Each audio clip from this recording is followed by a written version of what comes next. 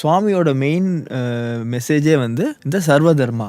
So நம்ம இந்த பர்த்டேக்கு வந்து பால் விகாஸ் சில்ட்ரனை வச்சு ஒரு எக்ஸிபிஷன் வைக்கலாம். நம்ம வந்து ஃபெஸ்டிவல்ஸ்னு எக்ஸிபிஷன் வச்சு அதுக்கு ஒரு பால் விகாஸ் சென்டருக்கும் ஒரு ஃபெஸ்டிவல் தீம் மாதிரி கொடுக்கலாம் அப்படின்னு ஒரு ப்ரோக்ராம் பண்ணோம். ஸோ அந்த வருஷம் சரி இதுதான் நம்ம பெரிய ப்ரோக்ராம்னு ஒரு ஹால்லாம் எடுத்துட்டோம், இன்விடேஷன்லாம் அடிச்சு எல்லாம் பண்ணியாச்சு. அண்ட் குழந்தைங்களும் பால் விகாஸ் சில்ட்ரன் ரொம்ப கஷ்டப்பட்டு நிறைய எஃபர்ட் போட்டு அந்த எக்ஸிபிஷன்லாம் பண்ணியிருந்தாங்க. ஆனா மழை பிச்சு அடிக்குது, விடவே இல்லை. ஸோ எல்லாருக்கும் ஒரே பயம், என்னடா இந்த மாதிரி மழை பெஞ்சா அது எப்படி எடுத்துகிட்டு போகிறது? ஏன்னா மழை கொட்டினா தெர்மோகோல் சார்ட்லாம் டேமேஜ் ஆகிடும். அதே மாதிரி இந்த இவ்வளோ எஃபர்ட் போட்டு பண்ணியிருக்கோம், இந்த மெசேஜை பார்க்கறதுக்கு பேரண்ட்ஸ், டிவோட்டீஸ், நார்மல் பப்ளிக்லாம் வருவாங்களா அப்படின்னு டவுட்டு. ஸோ இந்த மாதிரி இருக்கிறச்சே சரி எல்லாரும் வந்து அப்போல்லாம் இந்த வாட்ஸ்அப்லாம் கிடையாது. நான் சொல்ல 2012 அப்போ அவ்வளோ பாப்புலரில் நம்ம எல்லாரும் வந்து இந்த ஃபோன் தான் பேசி, சரி ஆளுக்கு நான் இவனுக்கு ஃபோன் பண்ணுறேன், இவனுக்கு ஃபோன், எல்லாரும் ஃபோன் பண்ணிட்டு சரி நம்ம எல்லாரும் சேர்ந்து இன்னைக்கு வந்து ஒரு சைலண்ட் ப்ரேயர் பண்ணலாம். மறுநாள் பார்த்தா கார்த்தாலேருந்து ஒரு ட்ராப் மழை கிடையாது. அதை விட ஒரு முக்கியமான விஷயம் என்னன்னா, ஒரு